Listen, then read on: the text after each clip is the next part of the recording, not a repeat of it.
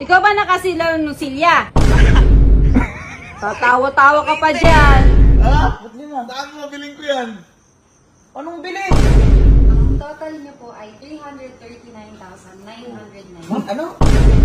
Mura yun. Sakto na mura! Yung pinatagpuan dito yung nanay ko kasi kanina naglilinis si mama. Sinisisi ko kung ako daw may nakatira. Ano sabi ma? Ano sabi? Sino ba nakasira, no? Talagang Ito kasi, ito malapit po ito sa kwarto ni Allen. Ngayon, tinan niyo yung nakita ni mama. Nasa pinakasulok, ito.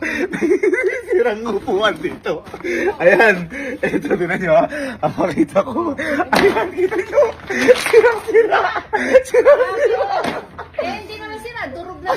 Kaya nga, nagtataka kami, si mama, kung bakit daw nasira, lagi naman dito. Tsaka hindi lang ito basta sira. Durog na durog. Sinisi